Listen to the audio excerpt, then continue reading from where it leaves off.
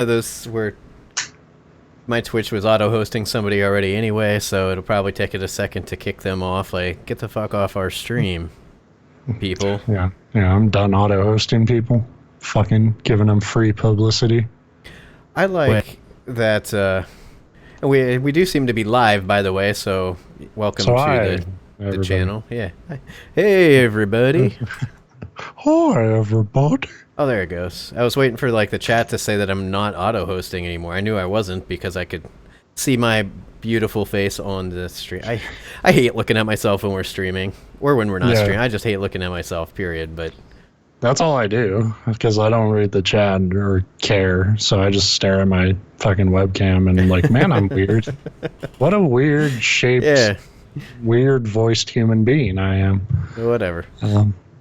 But if I had any motivation at all, I'd do what that one podcast you were telling me about does, where they're just like really shitty cartoons that like don't really move along to the voice. The mouth's just randomly. Yeah, just the most like half-hearted animation on like an hour and a half show that nobody's like gonna watch after a while. Like after the first episode on YouTube, they'll be like, "Oh, that looks pretty neat," but then like like they're going right back to like a Twitch stream while they listen to it or whatever. So, Twitch streams are the best, particularly when we're doing. I was trying to pull my notes up here in the background too, but I forgot. I did kind of break down just because all my friends, like one of my two friends that I have, were playing it, but I repurchased PlayerUnknown's Battlegrounds. PUBG? Yep, PUBG. I was excited to see that. Like, you seem to be making headway with the technical issues. Yeah, it's technically runnable now. Now, what I really need is a solid-state drive for my hard drive. It's just my hard drive, between being an old SATA drive and it's just an old drive, it's just so slow. And so, like, once I get in-game, it's okay. I'm running it at, like, the lowest settings. But once everything loads, I'm okay. The problem is it takes forever for everything to load. Yeah. So, especially, like, the first round. Once I launch the game, the first round I go in, you've probably watched it on Twitch, like, right? Yeah, I've seen enough. Yeah. So you start off on that, like, big airplane, and then you pick where you want to drop off. And I've had a couple times where it's taken so long to load that it's just a black screen too, and all of a sudden it's like, hey, there's the world map. It's like, you've died. Good, better luck next time. Because I never off the plane. Right. And it's like, cool. And then other times I'll get off the plane, but you land on the ground and like none of the buildings are actually loaded. There's just these like blobby shapes in their place, like the low res models, but you can't go in them. You can't see fences or items to pick up, and it'll load after like a minute. And once it loads, everything just like pop. It's not like slowly like this building then this. It's just all or nothing. But that puts you at a huge disadvantage when there's 100 players running around trying to kill each other, and for the first minute and a half you can't do anything. That I've kind of cleared up with some launch settings that I found on a YouTube video.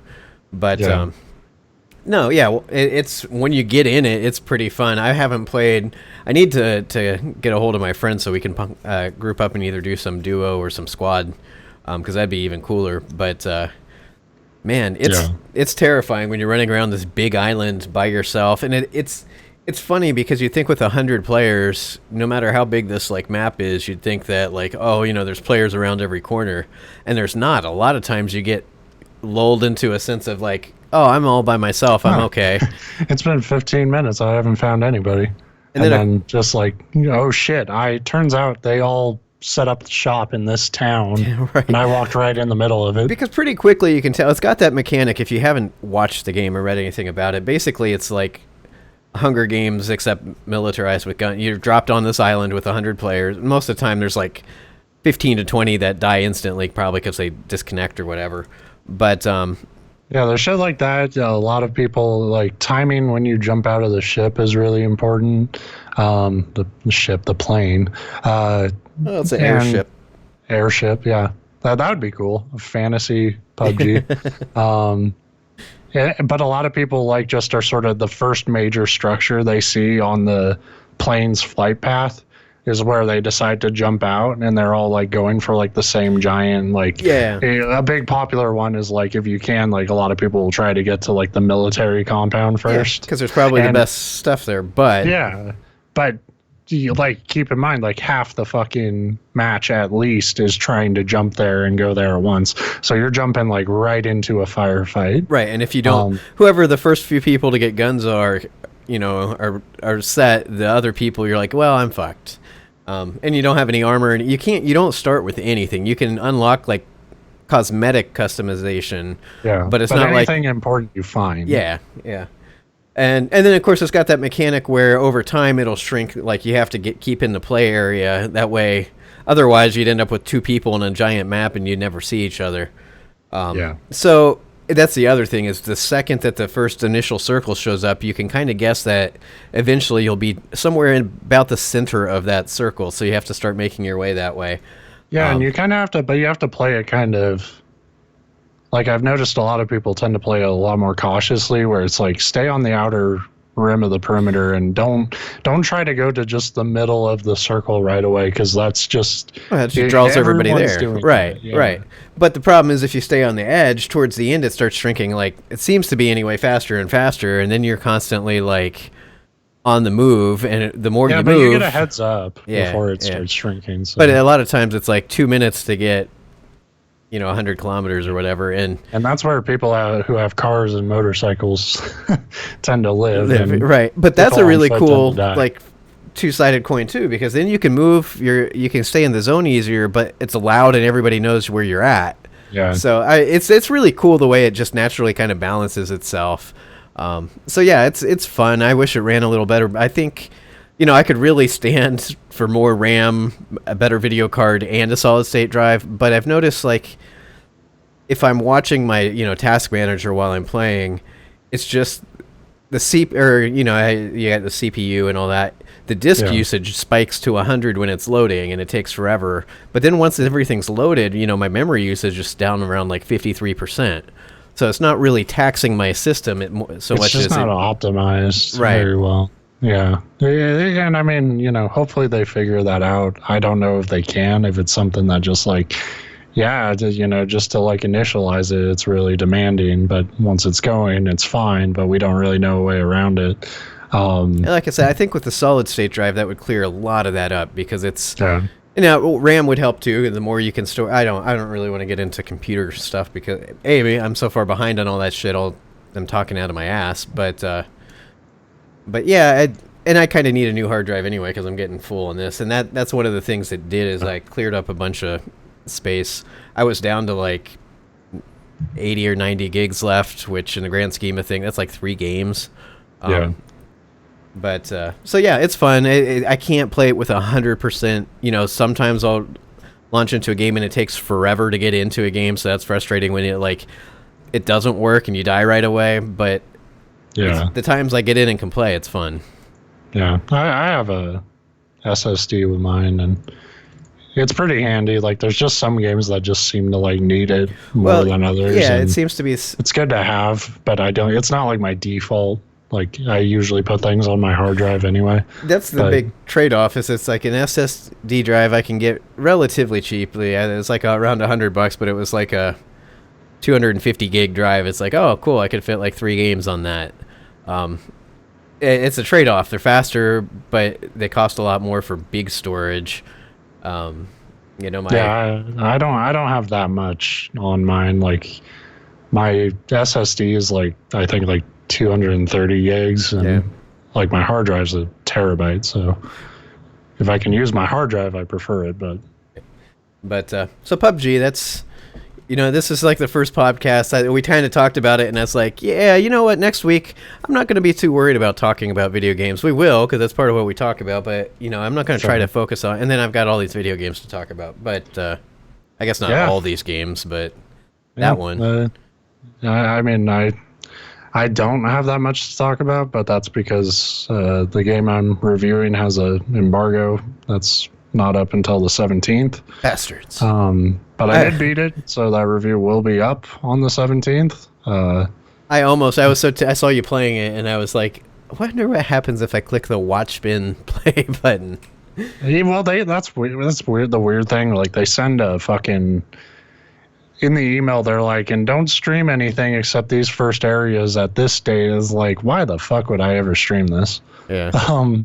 just the type of game it is. Like, it would be like streaming, Stardew Valley or something, which maybe people are into. But to me, it's like, I noticed the other day I was on Twitch for whatever reason. I think I was bored, and I did that where you sort by games, and it always puts the most popular streams first. And Stardew Valley was up in like the top 10. And it's like, really? That pisses me off, and I shouldn't be angry about other people's choices, but that's a bad choice. But yeah, I can't say anything about this game directly, but what I will say is indirectly. Stardew Valley and Legend of Zelda Breath of the Wild are really great games, and you should play those. That's about other games. Yes. But yeah, like I said, I want to respect the embargo to some degree, but that's all you really need to hear, I think.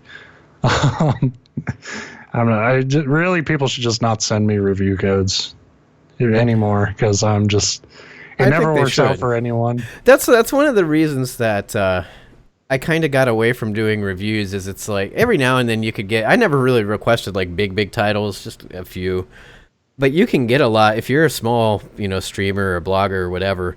You can get a lot of review codes, but they tend to be for the indie stuff that you're like, oh cool, I get a free code. And then you go to play it, and you're like, this game's crap. And then you're stuck playing a bunch of crap games. Yeah, if you accept everyone, you're a psychopath, just like a total masochist. But if I get one that looks interesting, I like to give it a shot. But like, it seems like more often than not, like I liked the last one I liked was like Epistory. Like that game wasn't too deep, but it was kind of a fun take on like the typing game sort of thing. Yeah, instead of being like a light gun shooter type typing game, it was like a overworld, RPG typing game. Yeah, it was like it was almost like a shooter, like a top-down shoot 'em up thing. It was cool.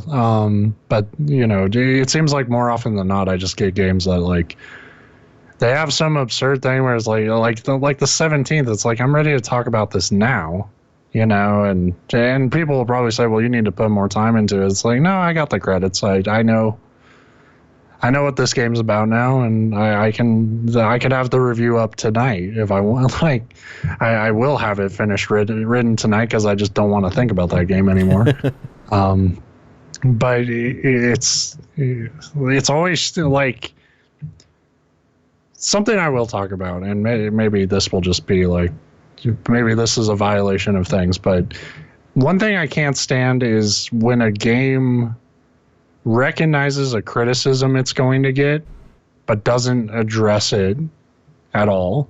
So there's a like secret area in the game where it's kind of like the trolley area where the developers like, look at all these internet trolls, and they're like, oh, where's the combat and all this stuff.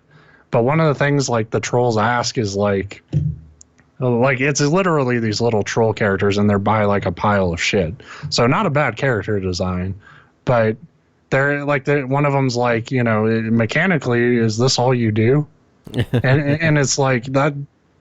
You recognize that was a point, but you didn't fucking do anything in your game to address that point. Right. Like, that's a valid criticism. Just turning it into a joke doesn't make it not bad design. Yeah, like just saying like, oh, look at these trolls. No, that's a fair fucking point. It's like, mechanically, what are you? And not just in this game, but any game that does that. I was gonna say, now I'm thinking about games that would be better with that, like Aliens, Colonial Marines. Like, if one of the characters in the middle of the firefight were like, these aliens are weird, they keep walking backwards and their heads are spinning around, like they're inhuman. Yeah, just address like the completely absurd brokenness of your game. But yeah, like I don't know how much like they care what I say on podcasts, but honestly, it's like that shit was just so like cringy. Like when you're like, because once again, it's not that thing of like, it would be one thing if it was just like these troll characters who are like, oh, where's the blood? And like, shit that's like obviously wouldn't be in this game. But it's not a crazy like trolly comment to be like, how come there's really like, you're just doing the same thing over and over again? Well, yeah. I think that I think that's a fair point. And like, because even in like something like Stardew Valley, you're not doing the same thing over and over again. The overall goal is to, build up your farm and be a, success in that town, but you're doing a lot of different shit. In this, it's like you are doing the same thing over and over. So before I dig myself too much deeper of a hole with this embargo, I doubt I'll hear anything from them again. Nobody watches this. But I'll leave it at that. But like I said, Stardew Valley and Zelda are great games. You should play those. I'm just a little disappointed to hear that the next Assassin's Creed is that bad. Well, fuck, I was trying not to drop names, but I'd love it if they sent out fucking Origins. Like this far in advance to a no-name site like us. Like, I trust you guys not to say anything. Yeah, that would be... I would probably do shit like that, honestly, if I were like a publisher. Just, what's a really obscure website that we could just like fuck with all like the major publishers or major new game sites, and they're like, because you would get like just like bitch pieces on fucking Polygon of like, this is why the relationship with the media and the industry is so bad. No, I'm just fucking with you. Because I knew sending the game to them early would piss you off. But on the flip side, you could just send little tidbits to like some small site, and they would think it was the coolest thing in the world, and they'd go and post it, and nobody would fucking believe them. They'd be like, yeah, in Assassin's Creed Origins, you play as Big Bird, but you actually do. Yeah. Like, whatever the most like far out like thing that nobody would guess of your game, send that to a small site. But anyway, I feel like you were Big Bird in a Hitman game once. Maybe I made that up. Probably not Big Bird, because that not the Big Bird, but you wore a chicken suit. Yeah, I need to get that game. I should have got it while it was on sale, but I kind of assume with its current state it'll probably be cheap a lot. Oh yeah, totally. There's a it's not the Big Bird, but it's a chicken suit, and it's yellow, so close enough. Yeah, I knew there was something. That's got to be it. Is that? Well, it looks like it was maybe in a couple different ones, because the images I'm pulling up with look from different games. Yeah. But yeah, I think it was Blood Money, but the one I'm seeing. But I knew that fucking sounded familiar. Yeah, that's pretty. I never played that game, but that's pretty awesome. Anything else I played? Still play Dead Cells here and there. Yeah. Talked about that a little off the air. It's a great game to just pick up when you're. Yeah, like bored, there's not much investment to like keep doing run after run after run, but like every time you do a run, you're usually getting something out of it, some sort of progress, so that your next run might be a little bit easier. So it's still a fun game, but it's something you got to kind of, after a while, you have to keep kind of light. Yeah. And I've noticed I do way better. Like when I sit down, that's why the show is a little bit late, is that I had the game running when I left for work. When I came back, I picked it up, and it's like, I'll play a little. I usually have about an hour, and that's plenty of time for Dead Cells. But when I play with the, like, I don't give a shit attitude, like, oh, I'm going to die quick anyway, but I might as well get some cells to unlock stuff, then I go really far. But if I'm trying to, like, take it seriously and be good, I suck. So I don't know. Yeah, it's...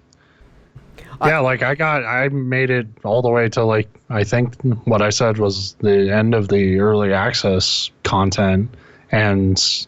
like I was using an electrical whip that made it so it was like 4 times as strong, but I took twice as much damage. And I just sort of picked it up like, fuck it, it's really strong, and I'll probably die really quickly, but whatever. And I like I said, I did like 3/4 of the fucking run with that, and it was like such a like nonchalant, like, well, whatever, I'll die, but it ended up being like, oh wow, this is actually really fucking handy. Yeah. And I started. I hate that damn whip, though. It's terrible, except if it's doing 4 times damage. Because then it's like a one-hit kill on everything, and it hits everything around you. Like you don't have to jump or time it. Yeah. So that's the secret. Get a lucky drop. That's my thing with that game, is it's very dependent on what random drops you get, it seems. Yeah, and the more you find shit, the more random drops you get. But like, I'm one of those people that's just like, there's 3 items I really want, and then like everything else is like, there's like fucking 4 turrets, and it's like they're all bad, they're all terrible items, and it's like when you go and open a chest and that's the item you get out of it, it's like, you fucking might as well be nothing. The flame brand is the one I hate the most, because it does like no damage. Well, that's a weapon, you know. Like for me, it's weird. Like I have weapons I prefer, but it's like I can kind of use everything. The items really kind of dictate how far my run will go. Yeah. If I get like that, like shuriken storm or whatever they call it, where it's like you just throw knives in all directions and it causes enemy bleeding. Like if I get that, I can take a run pretty far. Right now, bomb is awesome. I'm depending a lot on the magnet bomb that like sucks everything in and does like electrical damage to it. It doesn't do a ton of damage, but depending on what your second item is, you can like, it pulls everything towards it, and then you can like blow them up with one of those things. It was really fucking handy against that first boss, because he just constantly walks towards you, and he does that thing where he gets the red like shield around him that just damages you from proximity, and if you have that, you can pull him away from you. Yeah, I don't know. It's like I say, it's the less I think about it, the better I do. The farther I'm getting, though, the more I'm noticing something you had said last week, I think, or when you were talking about the game, where like the game at first feels like really solid, like control wise, but the more precise your moves have to be, the less so it is. I'm noticing like my character will randomly turn around and like attack the wrong direction, grabbing ledges all the time. I don't have that much. It's the grabbing ledges, because he does it automatically. It doesn't matter what direction you're holding.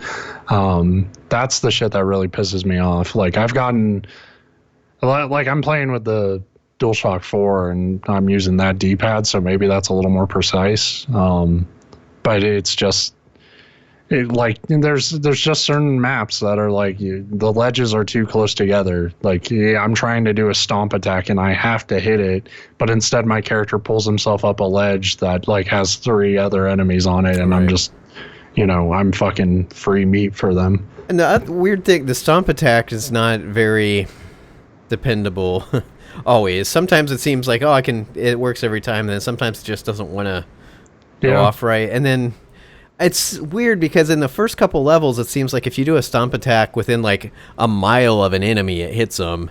And then like it very quickly gets to the point where I feel like if I don't directly land on something's head, it doesn't hurt them at all. I don't know. It's a good game. I like it. Yeah, I think mechanically they have a lot there. I want to see what the final form of it is, and I want to get to the end of this early access thing to see, like, if it is the end, or if it's one of those things like we just make it keep fucking going. Yeah. But it's like I think there's a lot of promise there, and I have to keep reminding myself it's not done. So, like they just had a huge update for it, I think last week. So where they just added more weapons and different. They changed up how paths work and where shops can be and stuff. So they're constantly tweaking stuff. I started up Hollow Knight. That game, it's weird to go from Dead Cells to that game, because Hollow Knight's a lot floatier. And it was a lot more kind of Metroidvania than I expected. I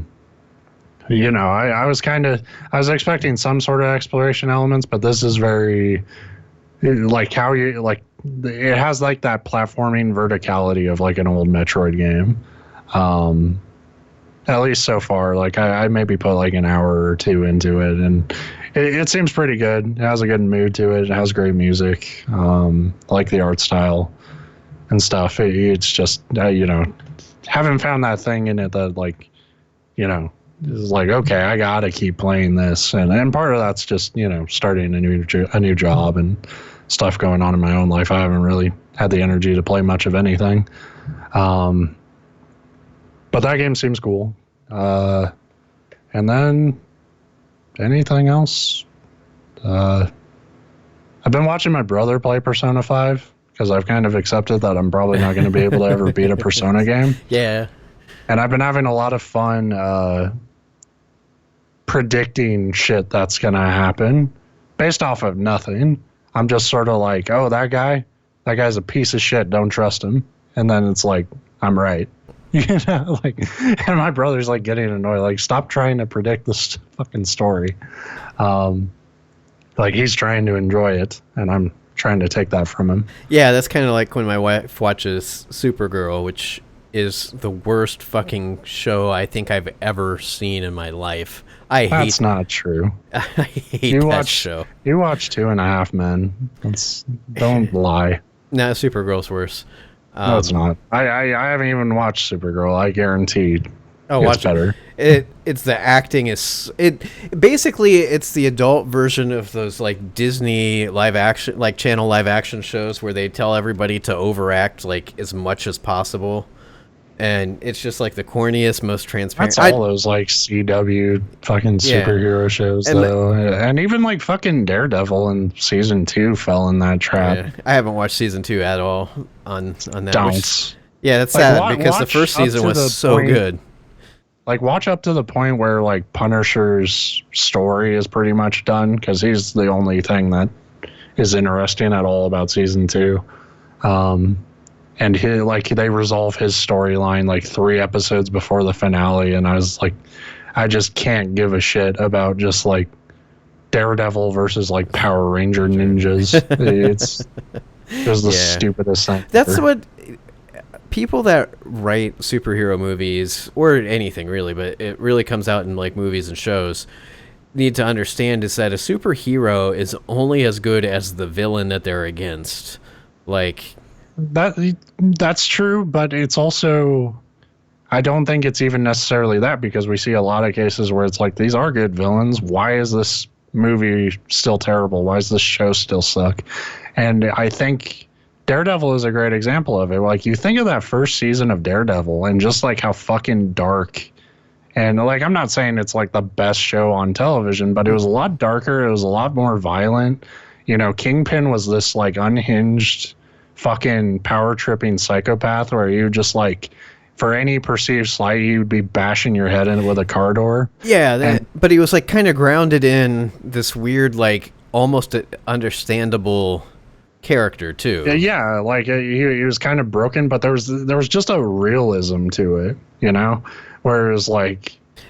It was like he was a real psychopath. You could identify with him. You almost felt sorry for him and he liked him, and then he would just snap and be like the darkest, most violent, like so he was such a cool character, and that's it was brutal. There are points in that first season where like you almost think you're watching like an HBO show, just for like how fucking raw and like disturbing it is, and it did a lot to elevate Daredevil in my mind as a character, because it's like, oh shit, like he has to take on like a genuine lunatic. But then like that second season, it gets much more campy. It gets much more bogged down, and like the more you have to like do justice to like the comic book lore, the more cartoony your show just ends up becoming. Like in some ways, it's almost like you have to take liberties doing a comic book show or a comic book movie. You have to do something to like ground this in some sort of reality, and I think that's where, you know. That's the difference between like the Dark Knight versus something like the Avengers. It's like you could have your your summer blockbuster or whatever the fuck like Marvel's doing, but like, people like the Avengers, but it's not that like, oh, that's brilliant. Like the way people felt about like the Dark Knight, like it was just like, oh, that was really fun. Yeah, but that's kind of forgettable. That's a good point, because then you get like you said, the Dark Knight was one of and then the whole series Rises I didn't like, but I thought it was okay. It wasn't as good. The pacing was a little dumb, I thought, and whatever. But yeah, they were all like, it was kind of up its own ass. But if you like. That trilogy is still a solid trilogy. If you're going to talk Batman movies, like the only other one outside of that trilogy that I'd put up there in terms of like I like it is the original, and that's 100% it came out when I was like 6. Yeah. And so it's got that value because that's a pretty like campy whatever movie too with Michael Keaton. But yeah, if you look at, because I've talked about a lot on the show, I'm not a huge superhero person in general. You know, comic books, I'm going to call them that just to piss people off. It's graphic novel, whatever. It's a graphic novel. It's a comic book. Yeah, comic books, TV shows, movies. I'm just not inherently interested in superhero stuff like a lot of people are. And I do like some of the like zany stuff. Guardians of the Galaxy, I really like that. I need to see the second one. Ant-Man I loved, and that's a very like cartoony, if you want to, that's probably a good way to describe it. But the ones that I tend to like the most are the first season of Daredevil, the Nolan's Batman, or The Dark Knight. Logan was freaking awesome, and those are like the. But Logan was really like. Logan was fucking gritty as shit. Like even for like beyond its premise, Logan was surprisingly like, holy shit! Like this is I mean this is how a real Wolverine story would end. Like, yeah, I mean it's basically like a No Country for Old Men. By the way, they have superpowers, but and people loved it, and that's the thing. Like that's, you know, I'm not here just trashing on the more lighthearted ones. Like I just watched Doctor Strange a few weeks ago. I liked it, and they make $1 billion. I'm not saying Hollywood stop making money on these, but yeah, and maybe they're onto something with at DC with like, you know, people like Wonder Woman. So that's good after like the train wreck that was Suicide Squad and all that and shit. Everything, yeah, and fucking Batman versus Superman. But there's just something about. There's something appealing to me about like just instead of trying to do your whole like superhero universe clusterfuck, just have, you know, your superhero and a villain and do something to like build that villain up as something like genuinely dangerous. Like not just like behaviorally a dangerous person, instead of just like, oh, they found the fucking laser that's gonna destroy the universe. Yeah. You know, whatever, the magical fucking destructo box or whatever the hell. Instead, like Kingpin in that first season of Daredevil is a way better villain than anything in like those Avengers movies because he just fucking beats the shit out of people. But he's so unpredictable. Like I said, it's like, oh look, he's in this art gallery and he's eating a fancy dinner. Now he just literally beats somebody's head to mush with a car door. Yeah, he's not a CG fucking alien. Like he's just an unbalanced ball of rage. Yeah, he's just fucking muscle and goddamn psychotic. Right. And trapped in a really fucking tight suit for him. But like, you know, that shit is interesting to me. Like, it's why the Joker should always be like a great villain, because it's such a, like, that's his, you know, that's his bread and butter, is just being a very cerebral, individual chaotic villain who's just completely unpredictable, but he doesn't have some goddamn super power MacGuffin thing that, like, you know, you're not gonna have Joker versus the Hulk, you know, like, I mean, obviously different universes, but like just that idea, like, he doesn't, you know, as much as Injustice tried to like hide that fact, like, you don't have the Joker versus Superman. No, because Superman would just zap him with a laser and be like, bam. Yeah. And the one thing Injustice does right is that you don't actually have that fight. You do because it's a multiplayer game. But in the story, how the Joker beats Superman is just by fucking killing his fucking woman, you know, and driving him insane. Which is what, the Joker would do. Yeah, he wouldn't. That's what I was going to say when you say, "Oh, you wouldn't have Joker versus." I mean, you could as like two matchups, but it wouldn't be a Avengers style fist fight because that doesn't work. Right. Scarecrow, I would love a movie like based around Scarecrow. Like that's I think that he is still the most misused villain in probably all of like comic book media. And it's funny because I never used to like care for him one way or the other, and then what really got me to realize how cool his potential was Arkham Asylum and the Scarecrow segments in that, and it was like, holy shit. And look what they did with that. They fucked him up. Yeah. God, dude. It's one thing, like the Nolan movies, that's the one kind of disappointment was like, you never made good on Scarecrow. and you had 3 opportunities to like make Scarecrow the villain he's supposed to be. Yeah, was it the second one that kind of started out with him in the... Yeah, the second one they find like he runs away, like he just gets tasered at the end of Batman Begins and just goes ah, and then fucking like at the end they're like, we haven't found Scarecrow yet, and Batman's like, we will, and then at the beginning of the fucking Dark Knight, fucking finds him, and that's the last we see of the fucking Scarecrow. I think. I know, and when that movie, I remember renting that movie, and like when it started out, and that's got to be the one that like starts with like the car chase that ends in the like parking garage, right? Like. It's not a no in the Dark Knight. No, the beginning of the second movie. That's the Dark Knight. Oh, okay. Yeah. Batman Begins is the first one. Dark Knight second, then Rises. I remember something about the Batmobile and it's in a parking garage, but they're doing a drug deal, and then and I guess Scarecrow has the dankest shit, so they're doing a drug deal with the Scarecrow, and then like all these vigilante Batman wannabes start shooting up the drug deal, and then like they're like, this isn't Batman. They start fucking him up, and then the real Batman shows up. And I'm Batman. Yeah, he just sort of lands he just drops on like Scarecrow's van, and somehow that stops the engine. I don't. Oh hell yeah! But no, I don't know how that works. Yeah, but I remember like as I was like realizing that, hey, this is Scarecrow, this is going to be awesome, and then like you said, it's like, nope, he's not really in this movie.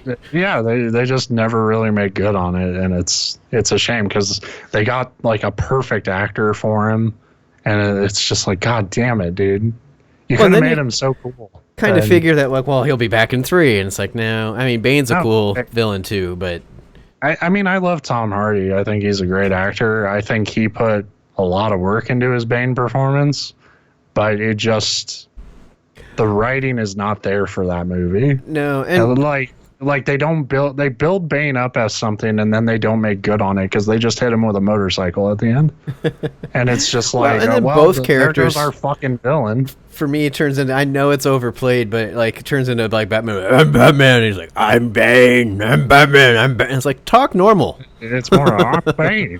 Yeah. Oh, that's true. Yeah. But like they both had like the weird voice. It's like, just use your regular voice. But whatever. I'm not against the Bane voice in theory. I was against it when it was like people were like, we can't understand him, and fucking the director is like, well, I'm not changing it. Yeah. And like, you need to change it because we can't fucking understand half the movie. Well, and see, that's part of the problem for me is I've got pretty significant hearing loss on just one side, but it does make me, and it falls right in the human like speech, like vocal range, like other tones I can hear a little bit better, but that one, nothing. And so I already have a hard time hearing movies and TV shows a lot of the times. And then you have something like that, and it's like, it's just like a rerun of that. Like, I think it was College Humor. It might not have been, but the most hilarious, one of the best internet video clips I ever saw was after the first Nolan Batman with Batman and the Joker in an interrogation room.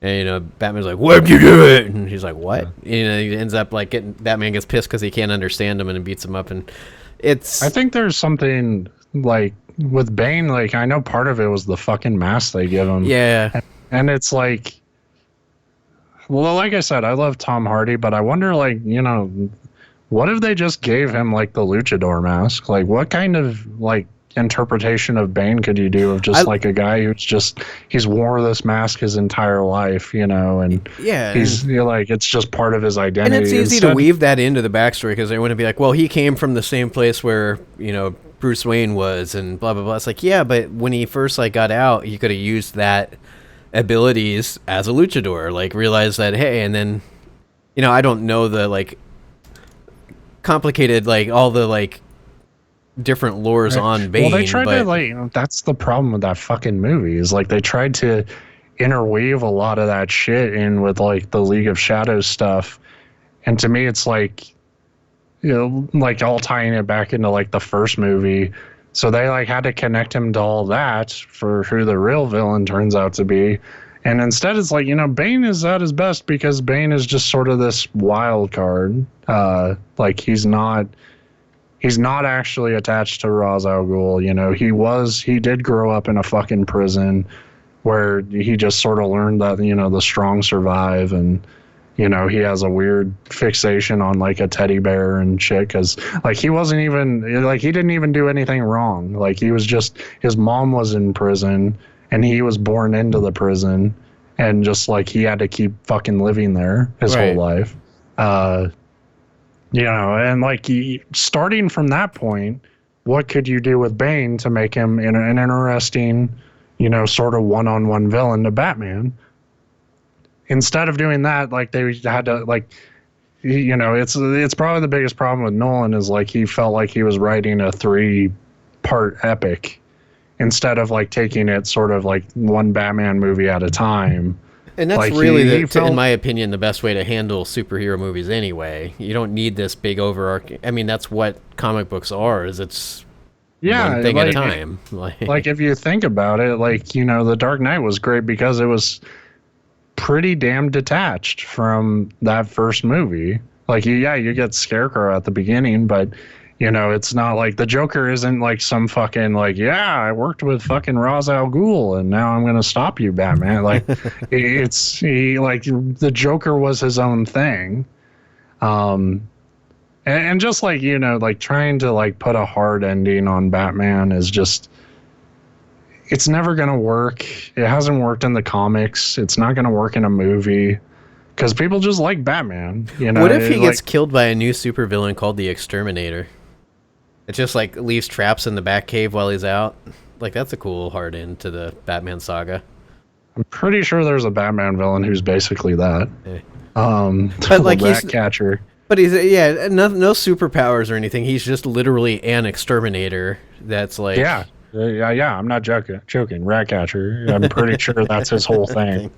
I don't know if he like places traps in the Batcave. That would probably be his best bet. If his whole thing is just I'm gonna follow fucking Bruce Wayne around. But I mean, that's the great thing about Batman though, is like his best villains usually don't have any superpowers, and they're still really fucking dangerous.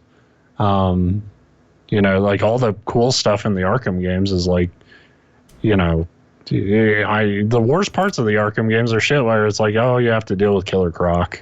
Well, part of that was just because they had like zero creativity to those fights. Like, I thought the like build up to Killer Croc was like fantastic, where it's great. Yeah, you feel like you're being stalked. Tedious as shit. Yeah. And then same with the Bane encounter in that game. Like, they basically end up being like the same kind of encounters. But Bane's like a tutorial boss almost for like the same goons you're gonna fight that entire game. Right. Like, Asylum wasn't perfect. It was a damn good game. Well, but yeah, and those are criticisms of it, but they're not like terrible criticism. They're like things where you're like, I could see where they could have improved this, but they didn't ruin the game. And I thought they did with Arkham City. Like the Mr. Freeze fight is a lot of fun in that game. Like boss fights, you have to like, they're like, okay, like you do it one way to like take a chunk of health out, and then you have to do it another way. And you constantly have to have a different approach. And if you're playing on a higher difficulty, like every single hit on Mr. Freeze has to be done a different way. Like you have to do different stealth approaches. You have to blow shit up around him to give yourself an opening. It was really fun to learn shit that way. And you realize the problem with Asylum is that like all the fights are just, throw a fucking batarang when they charge you and dodge. And that was the Bane fight in a nutshell. But superhero stuff. It's weird. Mm-hmm. Weird stuff. Like, I'm not a big fan of it necessarily. Like, I don't have much affection for a lot of comics. Like, I read Spider-Man growing up, and like I got into Batman once I realized the villains were really great. But it was like, I'm kind of amazed at the shit like people are like so fucking excited about. I was like, oh, Captain Marvel, like, yeah. I don't know who that is at all. And that's kind of what I mean. Like, there's so many people around me that are like, if it's superhero, they automatically are interested. That doesn't mean they like necessarily going to say it's the best movie ever or go see it, but it's like, oh wow, another superhero movie. And for me, it's like a superhero movie. You're going to have to win me over to catch my interest. I won't necessarily. There are a lot of them I like, but there's a lot more of them that just feel forgettable and generic. I watched Captain America. When I watched that, I've always thought Captain America was a really fucking dumb hero, and I watched that first one, and I was like, he's still dumb. Like, but he's got a shield. He's got a shield. But then, like, the Avengers came out, and I was like, he's actually good in that role. Like, when he's surrounded by other characters who kind of... It makes more sense where he would work. Like, he grounds them a little bit more, and that works. But then so I don't just, like, automatically, I'll give shit a shot, but it's like when I heard they were making a Black Panther movie, I was like, what the fuck? How many people actually know about Black Panther? And then you see Captain America Civil War, and you're like, oh, he seems like it could be kind of cool. And then I watched that teaser trailer, and I'm like, all right, that actually looks pretty fucking dope. But it's still that same thing where it's like, I'm so surprised like what characters are just like they're already planning movies around movies that are already being filmed. Where it's like you just get a Spider-Man movie now. We're supposed to get a Venom movie next year. Yeah, if you look up like all these movies, they've got them planned out to like 2028. Yeah, and it's just psychotic. Like It is exhausting how everything is a fucking like a universe now. But I get it because we all have our own. Like there's rumors that it's in the works, but like we all have our favorite heroes, and I'd love a Gambit movie. I've always liked Gambit from X-Men, and apparently they're supposed to be making one now. I keep hearing like conflicting things on whether or not it's been canned or still in the works, but. It's going to be one of those things where it's just like every good director rumored to be attached to it dropped out, and then you get like somebody who like made the fourth fucking Pirates movie or something will take over. Gambit at World's End. Yeah, they just like CG him on top of the existing Pirates movie. Yeah, but, Johnny Depp is Gambit. Gambit Jack Sparrow. But yeah, like. I was thinking about like how the fucking like Universal monsters with that fucking terrible Mummy movie are supposed to be like a connected thing, and just like I was stunned. Like I watched the trailer for that movie and I was like, that looks terrible, and not just because Brendan Fraser isn't in it. He should be. He should be in every mummy related thing ever. If only to just go, whoa, a mummy. They double screwed themselves though, because they took him out and it's like, okay, that's a bad move, and they're like, we'll put Tom Cruise in. It's like, that's a worse move. Like, I mean, we're probably the only people like actually like, but I'm dead serious. I would rather watch Brendan Fraser in another mummy movie than watch Tom Cruise really in anything. I can't stand Cruise, so yeah, that's. I mean, I don't have anything personal against Tom Cruise. A Few Good Men is one of my favorite movies, but like it was just funny to watch executives be like, oh, we're trying to get younger. It's like Tom Cruise is older. Yeah, by a lot. By a lot. And the fucking Rogaine doesn't help. But he's Jack Reacher. He's Jack Reacher, sure. John Wick, buddy. That would have worked, man. Put Keanu in there in a Mummy movie. I'd watch that. But specifically John Wick versus the Mummy. Or do that with fucking everything. John Wick, you could go two ways with it, like John Wick versus the Mummy, or Bill and Ted versus the Mummy. Either version of Keanu I would watch, but although I say that, but I haven't seen. We actually have John Wick sitting here. That's what I'll be watching after the show because I haven't even seen the first one yet. But it's we rented it last night and then I ran out of time. You got to wire your head right for like I'm about to enter a really detailed, really dumb assassin universe, but it's like it is one of the most entertaining action movies I've ever watched. Yeah, and I'm the looking forward to it. Great too. But the second one's everywhere right now, and it's like I can't watch that till I see the first one. So we rented that. Sure. I mean, having watched both, I don't really understand either, except John Wick once killed a man with a fucking pencil. That's almost as good as a coconut. He's actually killed a few men with pencils, but Like that's in the like opening to John Wick 2 is just this gangster like trying to get over how badass he is like he killed a man with a fucking pencil, and it's like Yeah, but so he's did done the way Joker. fucking more than that, dude. Yeah. Yeah, well, that was a badass scene. Oh the yeah. Joker. That's when it's like you knew the stuff was serious and those movies. Like, Yeah. you wouldn't have caught George Clooney doing that, but. Well, and you like it's one of those moves in like any sort of movie where it's like, what did that guy think he was going to do? Like the guy fucking stabs a pencil into a table. He's like, I'm gonna make it disappear. You go up and you just gently put your hand on him, like you do, fucking dumbass. Like it's a psychotic clown. Yeah. But really, at that point, what are you gonna do? Well, I would run. Like I've got no Shoot him. shame. Like I would just shoot him. Like I wouldn't fucking like. These are supposed to be badass gangsters, like, and it's like. Wouldn't that have been funny? It's like he kills the one thinking it'll get the others in line, and they all just like murder him. Everyone just pulls their shit out. But then he would have done like how he gets out of that scene. He has the fucking grenade coat, so he's like, which is also once again making the Joker really fucking cool. But what I was saying was like that fucking Mummy movie. Like I saw Russell Crowe in that trailer, and I was like, I'm still thinking this looks dumb. And then like later, I find out he's supposed to be fucking Dr. Jekyll and Mr. Hyde, and I'm like, cool. Wait, what? Like not a bad casting choice, but why is he fucking around with the Mummy? And then you find out like, oh, and then Johnny Depp will be the Invisible Man. And then like we got Bride of Frankenstein already planned out. Like, well, who the hell is Frankenstein? Like you already got Bride of planned? Like, I don't know. And then like I was reading about Kong Skull Island and like how they're planning like fucking 8 goddamn monster movies around that. Oh, really? I didn't know. I liked Kong Skull Island for what it is. It's, again, it's like you said with John Wick. You have to go into it thinking this is a stupid monster movie.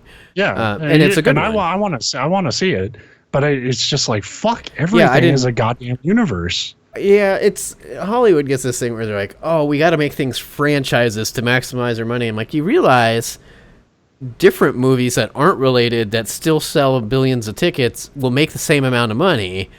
Yeah. But I don't know. Yeah, it's just weird, and it's kind of tiring. Where it's I'm not gonna watch every fucking Thor movie to understand Doctor Strange. Stop. Like I don't want to watch fucking Thor. And nothing against the hard work people put into making Thor movies, but just don't care. And like you're telling me there's going to be fucking 4 Frankenstein movies, and then you're gonna do like one big monster mash. Please call it Monster Mash, by the way, when you do the inevitable, like we're putting them all in one movie. It was a smash. It was a monster mash. I wonder if they have Dracula. You have to if you're doing like those, I'd think. But I wonder if they got like the casting. Cast, yeah. I'd do it. Everybody says I suck, but I would get the guy who played Loki in Thor. Now that I've trashed Thor, like I think it would be a good Dracula. It would. I forget his name. Tom Hiddleston. Yeah. Hiddleston. He's a pretty awesome actor. Did you ever watch? AMC did like a one-time like, it was like 5 episodes, but they were 2 hours long each. Called the Night Watch or the Night Watchman or something like that. But he was in it, and it was really pretty cool. Like, it's hard to explain, but it had him, and then the like main antagonist was what's his face? The guy that played House. I don't know why I can't think of his name right now. Hugh Laurie. Yeah. But that was pretty good. And then what else? Hiddleston's one of those one of those actors that's like very like distinct looking, yet he plays his roles so well that a lot of times like I don't connect what he's in to the other things that he's in. Yeah. And I think he's played a couple different characters in superhero movies, but Loki's the... Yeah. I guess Javier Bardem is going to be the Frankenstein monster. But who's Dr. Frankenstein? It's a good question. I'm trying to find out. It's so weird to me that they already have Bride planned. It's like, how about you make the fucking actual story work? The Night Manager, by the way, so the TV show that I was trying to think of. I tried to start watching that. I couldn't get through it. They have Creature from the Black Lagoon, but they don't have a cast for that yet. And they're planning on rebooting Van Helsing. No shit. Because that Van Helsing movie with Wolverine was terrible. And the Wolfman. Yeah, all we know is all we know is what we need to know, which is Johnny Depp will be the Invisible Man, I guess. That's the best way to have Depp, where you can't see him and maybe not hear him. Poor guy. He's just poor billionaire. They say poor billionaire, but some of the things that he's apparently done recently, it's like, eh. I mean, he's been in bad shit, but no, I mean in real life. I know that he was the domestic shit. Yeah. I don't know if I believe that. That's the thing. I don't know enough about it to know one way or the other. But one of my favorite comedians, when that first came out, like the day after those accusations came out, like Doug Stanhope is like friends with him and said that's bullshit. Like, that never happened when she said it happened. And who knows, maybe he's wrong. He's saying, but he just wrote a thing like, in defense of my friend, what she's saying I never saw happen, and I was there. Right. But and then like it was one of those things where it's like domestic violence is such a weird fucking thing when it gets into like divorces and legal shit like that, because it's like you don't know what's true and what's not. So it's like when suddenly the other party just sort of drops that accusation, like entirely, it's like, okay, like were you pressured, or did you just want get paid off, or did you want this to be over, or did you realize like you had nothing to like prove that? Were you lying? Now I'm seeing that he's also in financial trouble, which is interesting. But again, how much of that following Hollywood news is like the most like financial trouble.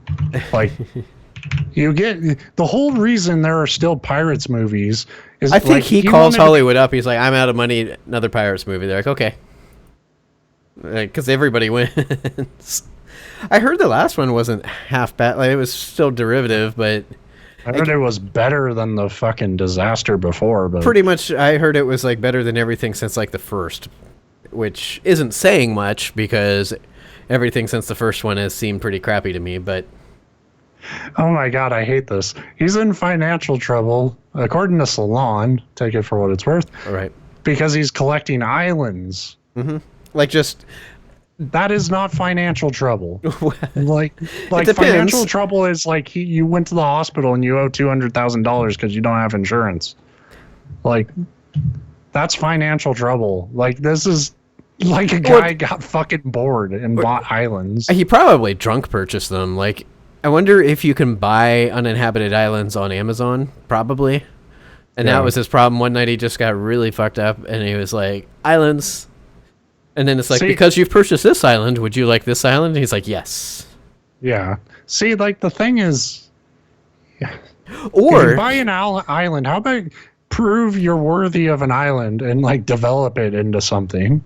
Well, that's the thing. It's like, it doesn't seem like the most sound real estate investment strategy, but you don't know. So it turns out it's hard to get shit to an island. Right. Or it could be he actually thinks he's Jack Sparrow now. Like... I don't know. Doing bad Kevin Smith movies, they'll probably put you in some financial fucking trouble. Just doing these weird fucking movies like, oh, he put my daughter in it. So the fuck what? Like, I can't believe... I hate rich people. Like, I can't fucking believe, like, the shit they'll just buy. Like, Nicolas Cage was another one. He just bought castles. And then they're like, "Oh, I'm out of money." It's like, are you gonna live in it? No. So then, why the fuck do you have a castle? That kind of ties into the interesting, and I haven't really read up much about it, but like the weird news going around that like apparently Hobby Lobby is behind smuggling of antiquities out of like Iraq. Right, which in turn funds ISIS, and it's like, well, that's a weird thing to. A lot of rich people get into that, buying black market antiquities, and I have problems with that because I'm a big. Is it just like a thrill thing? Like, do you not have? It's to show off, like, look how rich I am, and it's like, great, but you just fucked over like all of human history because now these artifacts have no like intellectual context anymore. But good for you. Yeah. I mean, artifact smuggling, and I get it because I love like history, and there's certain periods. It's like, man, I'd love to have Indiana something. Jones as much as the next guy. Yeah, right. But like at the end of the day, you realize, I'm not going to go in and like completely destroy this human history site just so I can be like, look what I have. Yeah. But I don't know how much truth is behind this story because it's just kind of relatively new, and I haven't really read much about it, but. Well, from what I read, like they found shit that they shouldn't have from Iraq. So, I wonder, it's funny like, coming from Hobby Lobby. I know. I want to go to Hobby Lobby now and see if some of that shit that we just assume is worthless knickknacks, like maybe they accidentally stocked some of that on the shelves, and I can. Just one of those orbs from Temple of Doom. Go around touching every round thing in there to see if it glows when you touch it. And replace everything you grab there with like a bag of sand so the weight doesn't shift. I like that. But yeah. So that was interesting news. Yeah, the fun news. I'm so like.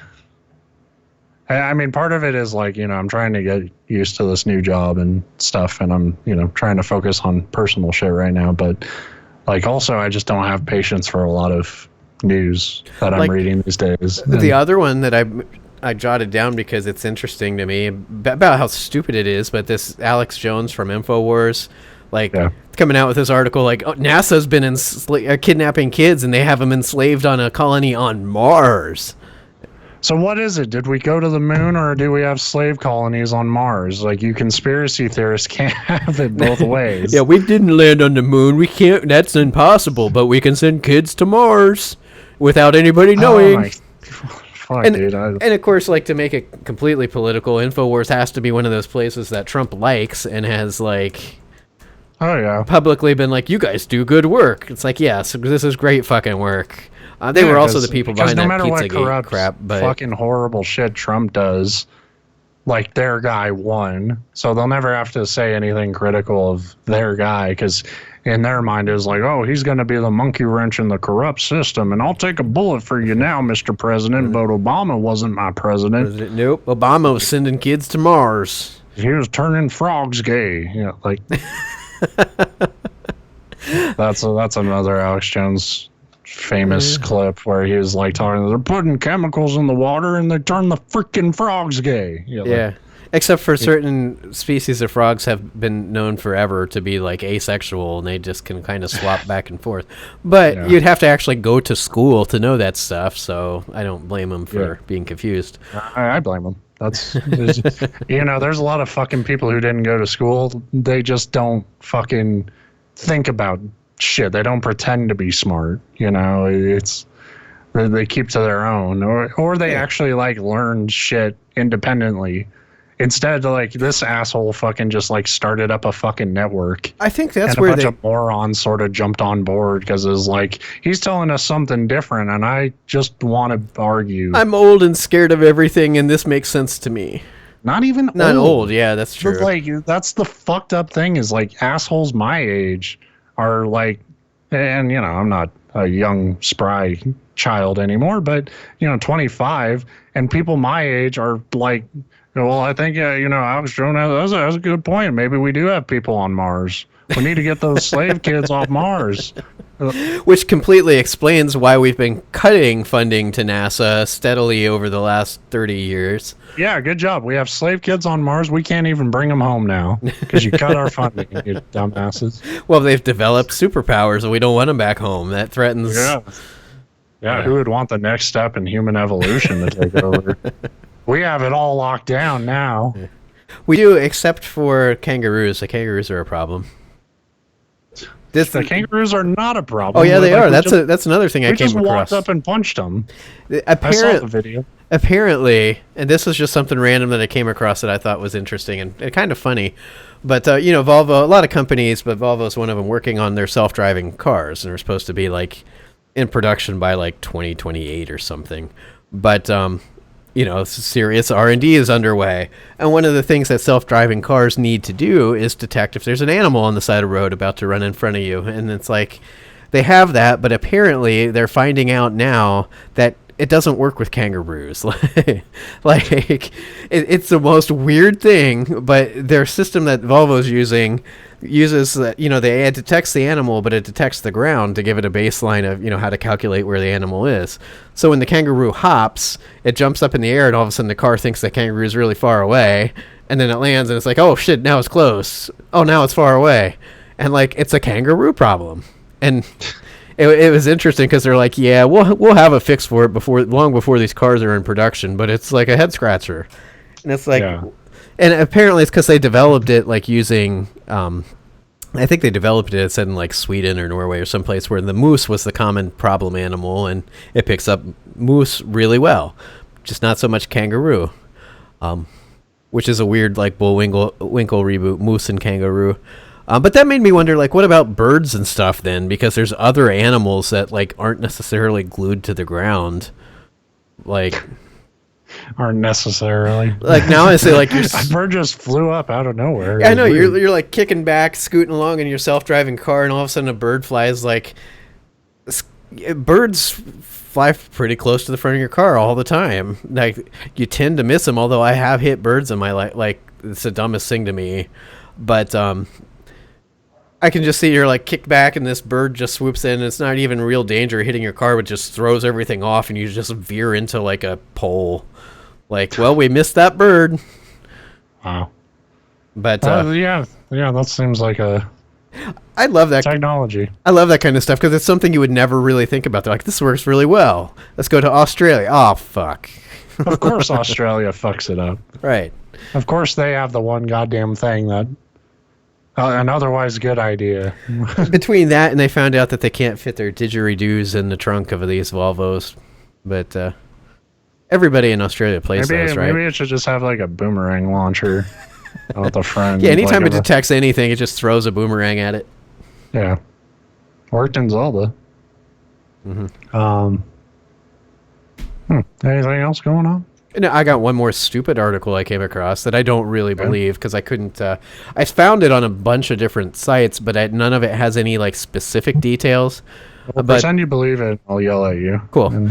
Well, apparently, and it was in the UK, but I guess there was this girl that like had noticed that her hamster was in its cage and it hadn't moved at all, eaten or drank anything for 3 days.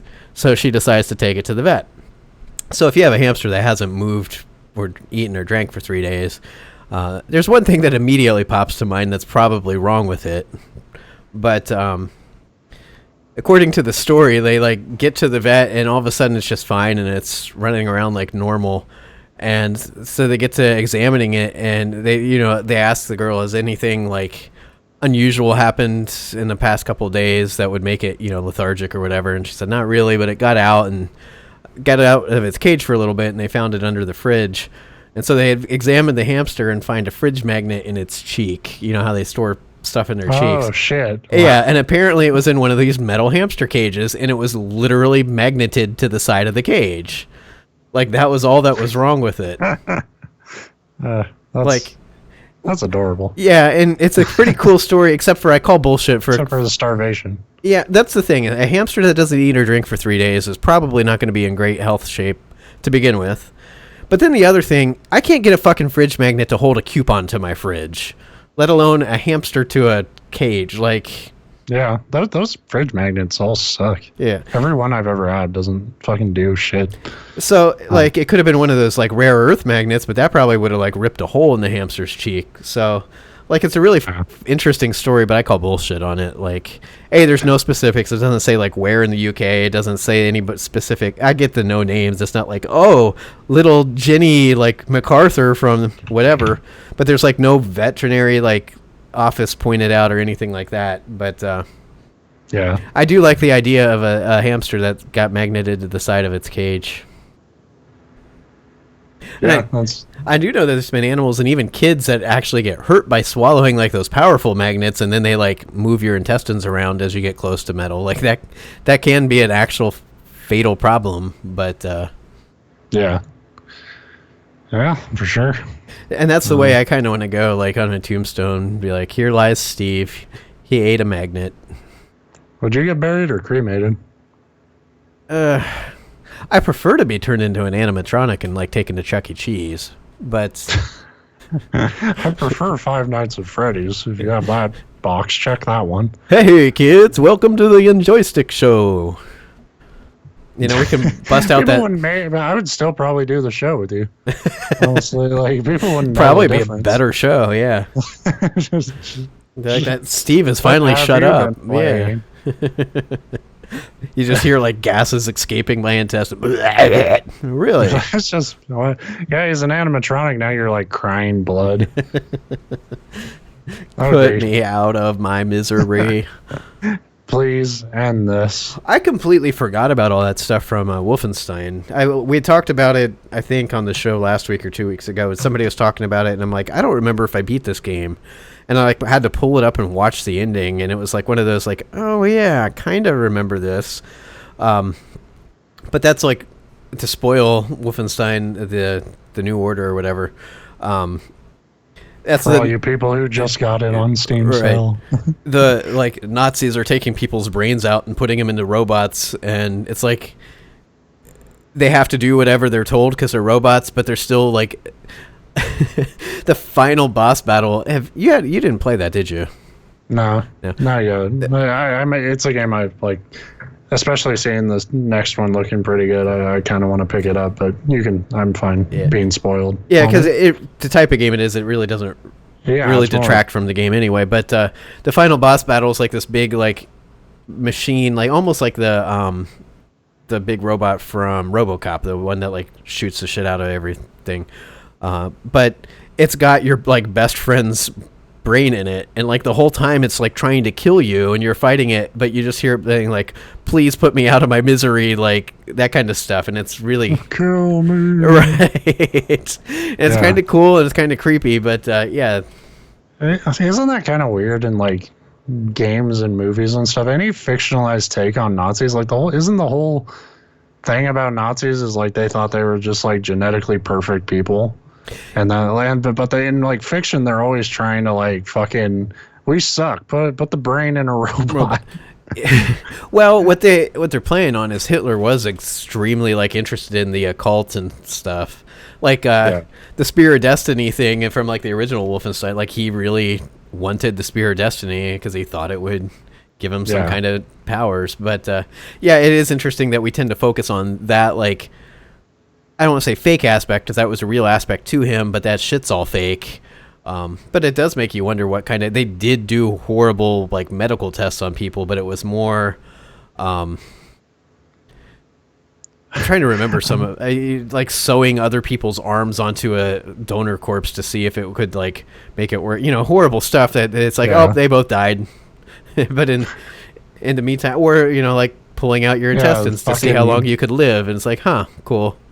Well, you know, maybe Trump will go there and just like hire every mad scientist in his cabinet and like maybe give me new arms so I can do a new golf swing. Oh, you know, the first thing he'd ask for is like regular sized hands. Like, I want everyone's hands attached to me, so no one can ever make fun of my hands. That reminds me, we didn't talk about Doomfist. Doomfist. Doomfist, best name ever. Yeah, he's right up there with Ninja Guy as like my two favorite Overwatch heroes. It's a dumb name, but it's not a shock. I mean, Doomfist as a character, that he was like the first one people thought they were gonna release. Well, they've been teasing him from the beginning, right? Like the first Overwatch trailer has Doomfist's gauntlet in it. And yeah, I mean, like, I'm excited to see a hero whose thing is not just another fucking barrier. And he's not a tank. Like, he's not a tank. He's like this big, bulky guy with this giant fist, and that would have been so easy to make him another tank. But they're like, no, he's an offensive hero. And one of the things that I thought, I haven't watched any of it yet. I mean, it just like kind of surprise hit the PTR, not kind of, very much. They're like, oh yeah, by the way, you were right about Doomfist. He's on PTR right now. Yeah. And everybody's like, oh shit. But it's weird because like it wasn't like you're right about Doomfist. The original rumor it was going to be another monkey. Oh well, yeah, but I meant you're right about him being the next. You're right in general that Doomfist was a thing. Yeah. But I'm a little excited because I kind of agree with you. Like lately, with all the tweaks and the characters and patching, it's got to the point where they're like, oh, make people less powerful. Oh, make them more buffed and shielded. And it's like, well, now it's. Whatever. Well, now you have a hero who can actually charge through shields, right? Like his all fire is a charge fist, like he charges through a shield. And it's another character that can move. If you can't, one of the best things that you can do is disrupt the positioning of the other team. So that's a really cool ability. Well, right now the meta is like the dive comp, so like Winston's, anything that can just sort of jump and like get behind an attacking party, like that's kind of the meta right now. This guy seems like built right into that, which should be interesting for people who are kind of tired of the meta, and just tired of like constantly like dealing with the same sort of comp loadout, where it's just like Winston, Genji, all that shit. Now you have another sort of hero who can kind of change things up and has his own skill set. Like I thought, I honestly liked a lot of what I've seen from him so far. I haven't played the PTR yet, but like I've watched a few streams of it, and the only thing that really kind of seemed like off with him is like he has a fire, like he has like a little spread gun on his other hand, right? And that's kind of your main fire. That seems to do a lot of damage for what it is. But maybe that's just, I'm watching good streamers and they're hitting a lot of headshots or something. But it seemed really powerful for a guy who has some pretty good maneuverability and so many attacks. But I think it seems pretty cool. I know a lot of people are mad Terry Crews isn't voicing him, but Terry Crews doesn't need to be in fucking everything. Yeah, he does. No, he doesn't. I barely. He got Crackdown 3. He made his choice. Yeah. As far as I'm concerned. Well, and you can't blame him. A whole game where you're the main character, or one little character in that tiny game that very few people. I don't think he's the main character. Crackdown 3. Thought he was. I think he was just in that promo thing. Oh. Maybe he's another voice in it, but I didn't think he was the main hero. Maybe he is. If so, good for him. Yeah. I'm not saying keep him out of work. I'm saying it's fine that he didn't get Doomfist. Although that would be an interesting take on the character, because he's such a villain, badass sort of cool, conflict breeds power type character, and Terry Crews would have just been like, yeah, let's fight, Old Spice, but do. Yeah, the only thing I would want him for is to do the pec flex thing he just does. Doomfist. But the problem is, anytime a character like this comes out, it sounds really cool. It sounds like a fun character to play, but I never want to touch them for 3 months because it's that's all anybody plays. And yeah, it's one of those things where it's just I'll play every other character I've gotten any good at. I pick them up in random heroes, and you start learning how they feel, and you start thinking about okay, how can I? If this were a real, Overwatch match, how could I use it effectively? And fist charge off a cliff. Yeah, which is happening a lot, and it's a lot of fun to watch. I was excited it's another character that can knock people off of stuff, because that's my favorite thing to do in that game.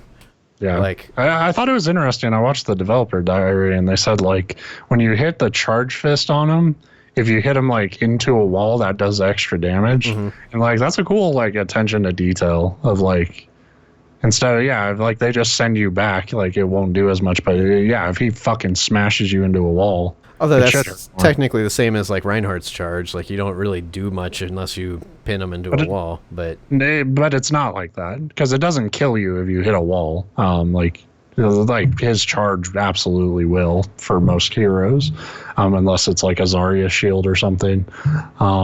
Like this just does that extra bit of damage because you fucking knocked him into goddamn concrete. I hope it like leaves a big like smash mark on the wall too. But I think if it kills them, it should like smash them through like a body shaped outline, like a Looney Tune cartoon. Yes, like that would be great. That should be in fucking Reinhardt's charge, like just the fucking Wile E. Coyote. Oh man, now I want a character who's like one of their abilities is to paint a fake tunnel on a wall.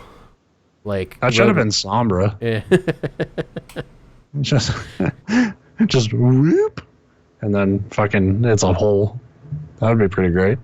You know, that would be a kind of a cool, like a portal gun thing where you can, kind of like how Sombra's teleport works, but you can leave a teleport then hit an enemy with it and it zaps them to that.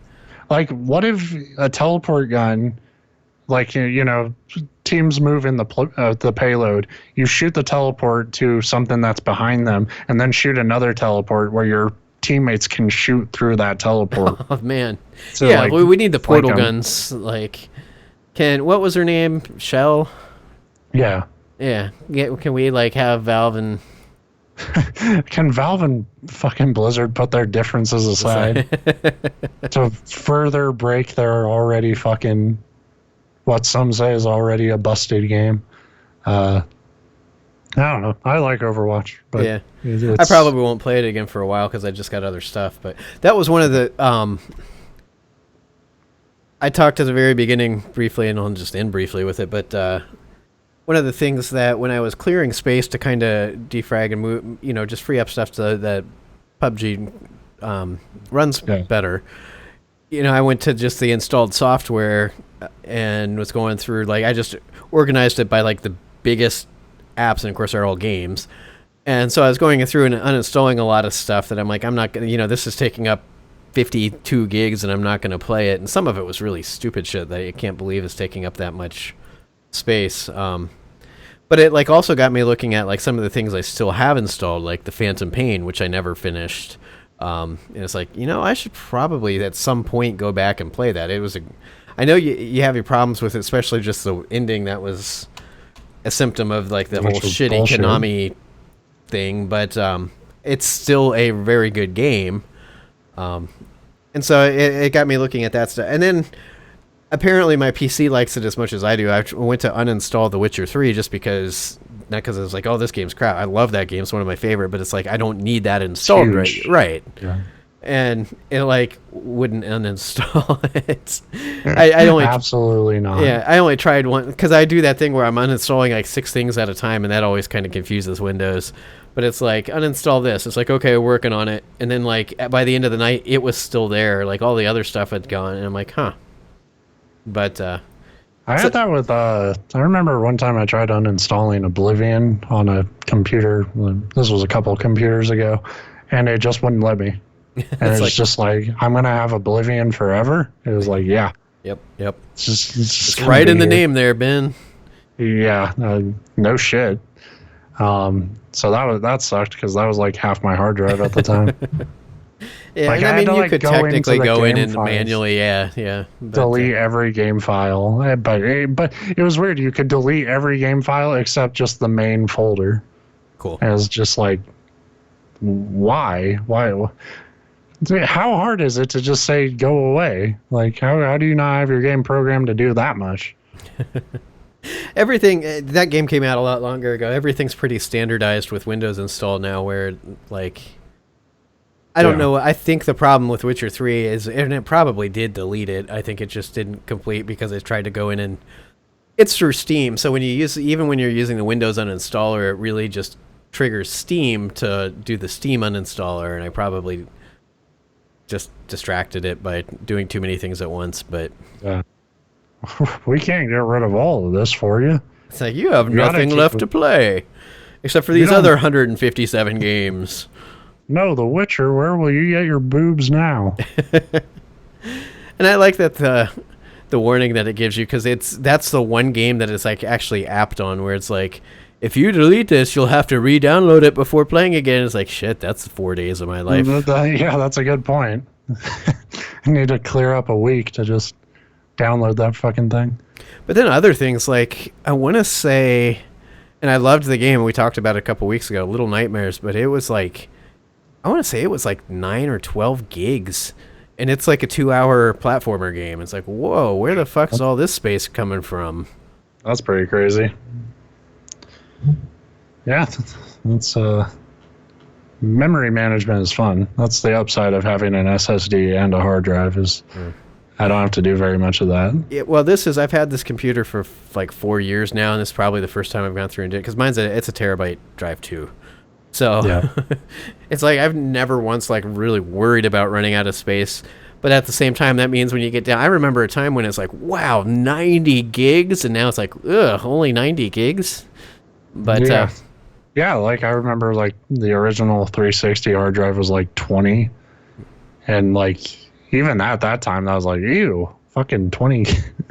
And then like I got it updated to like 60, and like a year later it was like, that's not enough either. Shit. I remember the very first computer we had, and this was in 1990. My parents, they finally were like, we need, to buy a computer. But they're like, we're not going to buy something that's going to be outdated in a week, which that's a lie. No matter what the fuck you buy, it's going to be outdated in a week. But they went and they bought not like the top of the line, but it was like a very expensive computer, and it had like a whopping 256 megabytes of space on the hard drive. And at the time, like even the people that they bought it from, they're like, you'll never need that much space for a personal computer, unless you're running like, that was really meant for like commercial use. And of course, within like a year and a half, 2 years, you're out of date again. And that's kind of, if it was up to my parents, they'd probably still be using that computer, because they're the kind of people that's like, I bought this thing once, I'm never buying another computer again. Like, I bought a laptop 15 years ago. Why the hell do I need a new one now? It's like, because it's 15 years old.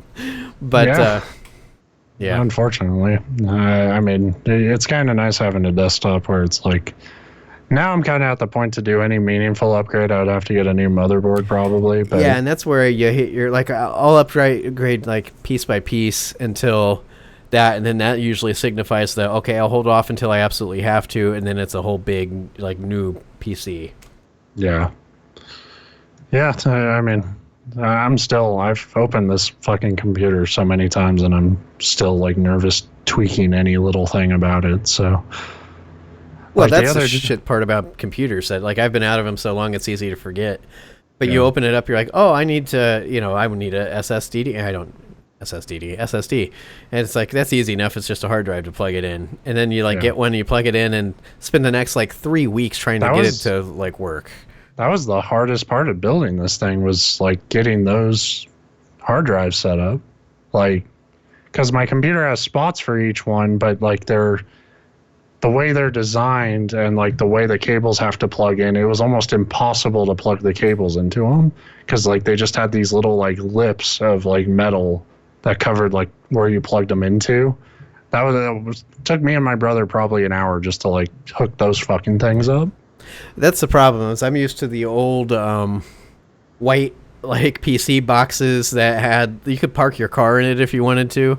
Yeah. And this is just a pre-built Alienware thing I bought off of Amazon a few years ago, but it's a mini tower, which is great for space in your house. It's shitty to put anything in.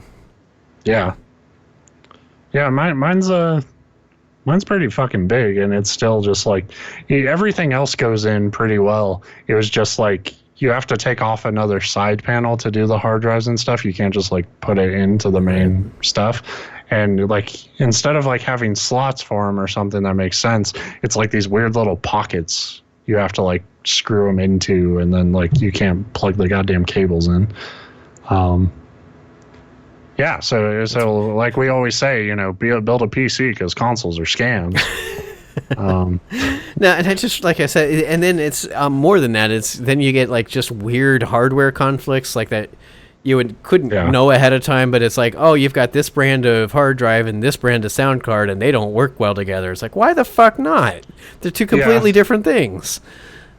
Luckily I have all my computer parts picked out on PCPartPicker.com, the not sponsor of this show. Yet. And like you can put your whole build together through there, and they'll tell you if any part you've bought won't work with another part or something. So before you like actually buy anything, you can make sure everything you're getting actually is compatible. Or supposed to be. I mean, it hasn't been wrong yet. No. So, but then it's just the joy. We're really building up this as somebody that like prefers PC. Well, actually, I prefer. PC has changed my life. Yeah. Honestly, like to turn this into an infomercial. But then you get stuff like, oh, your new video card definitely works with everything you had. Oh, but you didn't uninstall the old drivers first, so now good luck fixing that. Like, it's always something, but when you get things working, it's wonderful.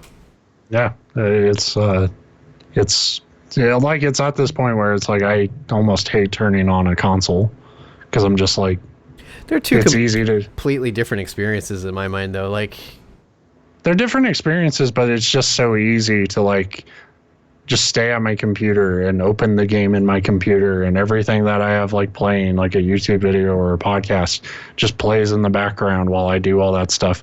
Like, it's a little easier now because the PS4 is relatively fast and responsive, but like honestly, more than anything Persona 4 actually did, I stopped playing that big game because I was tired of turning on my PS3 and waiting for it to load, and then waiting for the game to load, and having to use that shitty controller.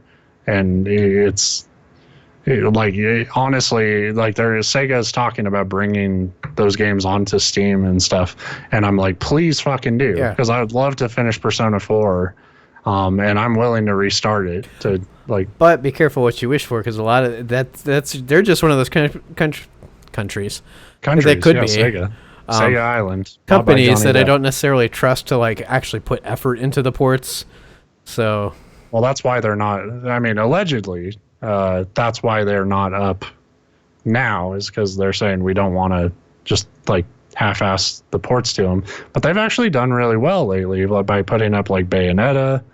Apparently Vanquish is pretty good. Like they seem to be taking like the PC market pretty seriously now, and they're realizing like, Sonic doesn't need to just be on Nintendo shit, and I mean, like, Sonic, the last few games have done all right, but now they're starting to see like we can have these other interests we have, like Persona and stuff with Platinum, and we can bring it on Steam and it'll be successful there. Like there was really no reason Bayonetta shouldn't have been on Steam earlier, except if they're trying to like control the quality of it. Yeah, well, traditionally console publishers too have like two big hurdles to get over that they're afraid of. And the first one's piracy, but they got to understand that piracy is just as prevalent. Maybe not just as prevalent, but it's still out there on console. If you put your game on a disc, somebody's ripping in that data off the disc and putting it online. It doesn't matter if it's might be PC more convenient on a PC because the console, you have to hack your console, so it's not as run of the mill, I guess, or whatever, but it's still there. And then the other one is like some of them just have this bug off their ass, like, oh, if it's on PC, people will be able to mod it and like crack it and do what they want to it. It's like, so what? Like, yeah, well, that's the fear of somebody with just no confidence in their game. And I think what Sega's kind of learning is like there are people who want that shit. Like they want Persona on Steam. They don't have a PlayStation, or it's one of those things like I have, where it's like my brother has bought fucking Persona 4 twice now, but they're all on old consoles. Right. And I would just like it, like on Steam, it's not the same thing if like I have to buy like an HD remaster on a PS4, because then then the next console comes out, and then that's, I have to pull out the PS4 to play that again. But if it's all on Steam, then like I have all my games in one spot. You don't have to worry about backwards compatibility anymore, because it's all just a part of my fucking Steam library. Yeah. And it's all, as long as like it's not some crazy like hardware compatibility video card thing, which, still happens, but it's mostly pretty standardized now. It's just, it would be so much more convenient to just have, Persona to get the best version of Persona 4, you had to have a fucking Vita. Right. And nobody owns a Vita. Like, I mean, hey, now you just insulted 3 people. Yeah, sorry, but it's true. Like, not people just didn't. The thing with the Vita, yeah, and it's not. I like to make fun of it too. I'll say that, but it's a decent console. It's just. It's not knocking like the device itself. It's that Sony doesn't know how to support a portable device. And the problem is the portable devices really only appeal to people that have like public transit or go to school, or they have like an hour between classes that they need to kill. Like someone like me, I don't have a need for even a use for a portable console, because like if I'm in a car, sometimes I might be the passenger going on a long car trip, but A, those are few and far between, and B, generally the car is the worst fucking place to try to play one of those things because you can't see anything, and I get so like motion sick from it anyway. Yeah. But it's also like just, if you're someone like me where it's like portable, a lot of great games on portable systems, but it's like I play them at home. Right. That's one of the appealing things about the Switch to me is like, yeah, you could do portable stuff with it, but it connects to your TV too. So, you don't have to worry about any of that shit. That's outside the point. My main point is Persona 4 Golden, you had to have a Vita to play. It's the best version of the game. It's the complete version of the game. At what point, like how stupid are you to not, like, if they're actually considering not putting Persona 4 on Steam, and it seems really likely to me that they'll probably do it in the next like year or so. But if they're really not thinking about it, it's like the amount of money you will make if you just put that on Steam will swamp any piracy for it. Well, that's the thing. It's like, some people, and they're like, some people will pirate it. And I'm like, yeah, but also some will buy it. And right now, 0 are buying it. So like, yeah, a lot more will buy it because there are people like me. It's like, I'm not gonna go get a Vita for that one fucking game. And I want to finish it, but I don't want to play on hardware that I hate. Yeah, and this is kind of going back to like the one really cool thing about Steam that you were just talking about, but I pulled mine up because I wanted to check. If I go to, I've got Half-Life 2 in my library. Now that it says you've played 11 minutes, that's wrong. I played mostly through that game, but it says game purchased November 27th, 2004. 13 years ago, and I can click the install button and be playing it in the next half hour if I wanted. Like, yeah, well, like I mean, I know people have problems with Steam. Like, they have like kind of the market dominated and stuff, and I buy shit on GOG and stuff too, and like I like that there's some sort of competition there, but there's something to be said about the fact that like, on my PC, I can play Sonic the Hedgehog 3 or I can play Doom, and it's all like in the same library. And it's like, it's not shit, I gotta hook up the old console. It's just, it's there. I can play whatever I want as long as I bought it. And that is, it's a pain in the ass to build a computer, and sometimes you deal with issues, but for the most part, it's really smooth sailing. And it kind of, it trumps that constant fight where, gamers are having with Sony right now, where it's like, why can't anything be backwards compatible? On PC, you don't have to deal with any of that shit. Because everything is just, it's a PC game. So. Take that. Fuck you, Sony. Kingdom Hearts on PC, coming soon. So I distracted myself. Sometimes, like, the trippiest thing you can do is just scroll through your Steam library, and there's things I come across. I'm like, I don't even know what the fuck this game is, because you pick them up in, like you said, bundles or whatever. I know. I'm looking at a game here, XCOM 2. What is XCOM 2?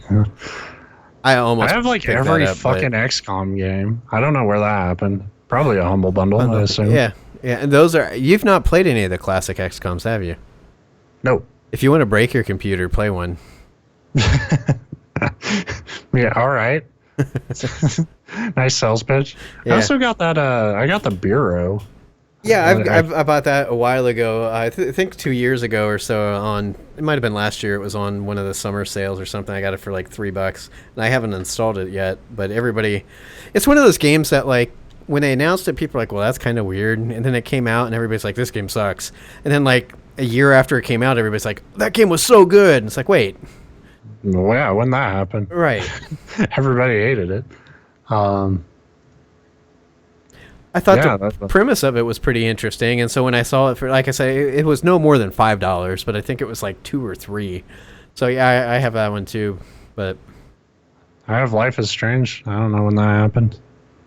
I think they just threw that in everybody's library. They're like, play this. It's probably just the first episode because I think that's free now. Yeah, but I think the full game was free on PS Plus though, and I'm not playing it out of principle because the people who really like Life is Strange, like Will, are creepy to me. I didn't like it, but I only played the first episode, so my brother thought it was all right. Like he was like, yeah, people are kind of blowing it out of proportion, but it's interesting. Well, it addresses some like very like deep subject matter that a lot of games don't, and so it's cool to give it credit for that. But I still doesn't necessarily automatically make it a good game. Yeah, and I told my brother like you should just play The Wolf Among Us because you want a good adventure game. So, which you'll never get again, apparently. Because Telltale's like, no, we're moving on to Batman, and I'm like, I fucking hate you. Minecraft. Like 2 months ago they sent me. They sent a code. Telltale, if you're ever in a position where you're writing about games and you want to like get in contact with PR, contact them because they're one of the companies that just will randomly send codes that you don't ask for. Yeah. And so I've got The Walking Dead season 2 that I haven't even claimed it yet, but I liked the first one. It was one of those which happens a lot where I know because you swindled me. It was good in our game of the year. No, it wasn't. It was good. It's good. It was all right. It was okay. It was fair. It was bad. It was terrible. I'm changing my mind mid-sentence. That surprise ending, though, when you find out Clementine's not actually an orange. Get it? Clementine orange? Yeah, I got it. I'm not going to indulge you. But I got it. And I'm going to keep it. I'm going to keep it. I got it. I'm going to keep it. I'm going to remember it right up to the end. When we make you a animatronic. I'm not ever oiling you again, bitch. Yeah. Take that. That's what you get for that comment. No, I thought the first season of Walking Dead, which was their first like of that genre of adventure game, did some fun stuff with. That was their first like critical acclaim one. Well, but they did Back to the Future and Jurassic Park. I think before well, that. What I meant is that I said genre, but I meant that kind of style of it. Back to the Future and Jurassic Park were kind of that transition from the more like Sam and Maxie stuff that they did to which I this. think they should have stuck. I like that Fire Sam and Max versus The Walking Dead. That Fire game I was talking about last week. I picked it up for like $1, and it's not like the most brilliant puzzle wise and stuff, but it's that more classic style point and click adventure game. I like those. Some of them, more of them are terrible than the ones that are good, but a good one can be enjoyable. Yeah. Anyway, that's probably a show. Yeah. We could probably go away now. Doop. Let's go away. And you go away too. Yes. Thanks for joining us. Get the hell off my lawn. Yeah, no show next week. Oh yeah, no show. No show. Or just me sitting here going, "Where's Ben?"